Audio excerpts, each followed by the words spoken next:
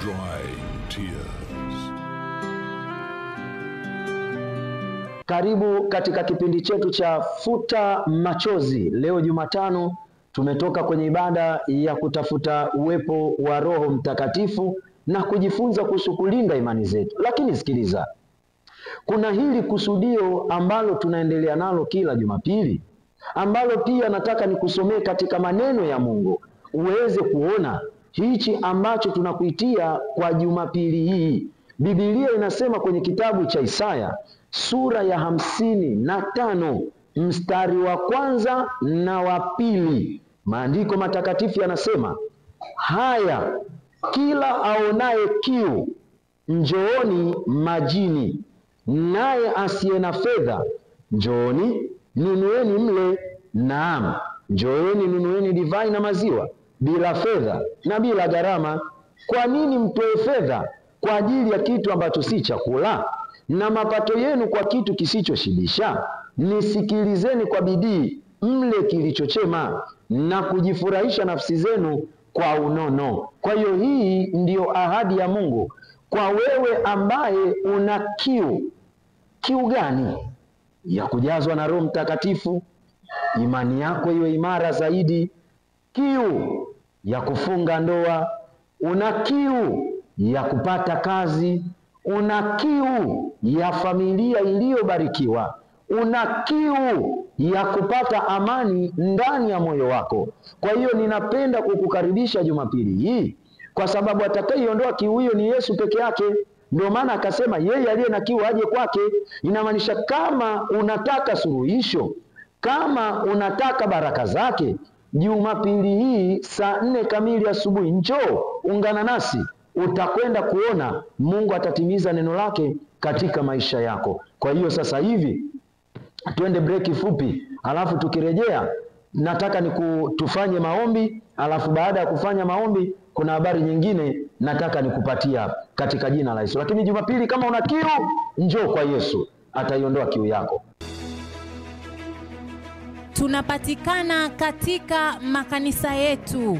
Kanisa la Universal la Ufalme wa Mungu, makao makuu barabara ya Chang'ombe, tunatizamana na chuo cha ufundi VETA Keko, Ukonga Mzambalauni, jirani na uwanja wa shule ya msingi Mzambalauni. Yombo Vituka Rumu Mwanzo, barabara ya Falkland, karibu na kwa Masai muuza maji. Mtoni Mtongani tunatazamana na kituo cha mwendokasi ukitokea Mbagala. Chanika Kwangwale katika shule ya Masaburi.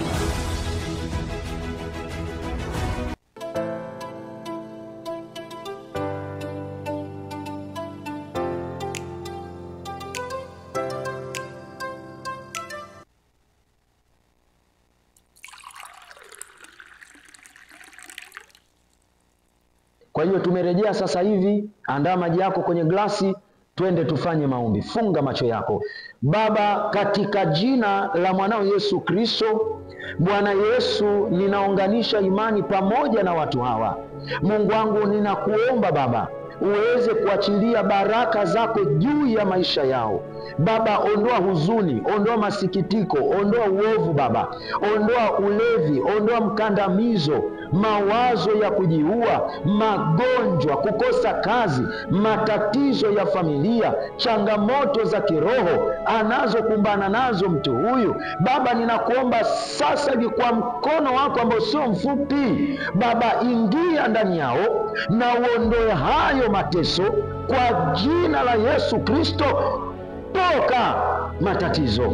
Bwana Yesu, wabariki watu wako.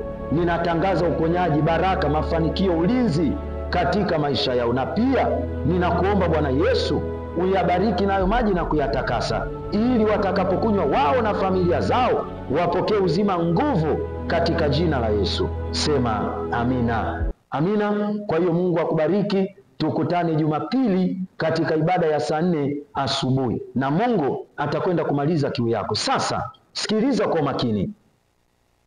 Hapa makao makuu ya kanisa la Universal la Ufalme wa Mungu, tupo katika ujenzi wetu wa jengo jipya ama kanisa jipya ambalo kuna picha na kuonyesha hapo, kama unavyotazama zinapita hapo.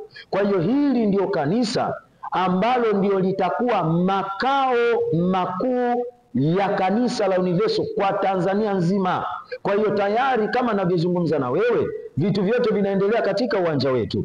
Kwa hiyo ninapenda kuomba msaada wako kwa wewe ambao unataka kujitolea kwa ajili ya kazi hii. Kama unavyoona picha ni nzuri au sio nzuri? Kwa hiyo hii ndio makao makuu yetu ya kanisa la Universal. Kwa hiyo napenda kukuachia namba ambazo unaweza ukatuma sadaka yako, ukatuma mchango wako, ukatuma na wewe tofari lako, simenti yako, unaweza ukajitolea mchango wako kwa ajili ya kufanikisha ujenzi wa hekalu la Mungu kwa hapa Tanzania. Kwa hiyo kama unavyoona picha hiyo hapo, namba ndio hizo hapo, unaweza ukatuma mchango wako, na Mungu tunazidi kukombea akubariki sana sana. Mungu akubariki, uwe na siku njema. Karibuni sana.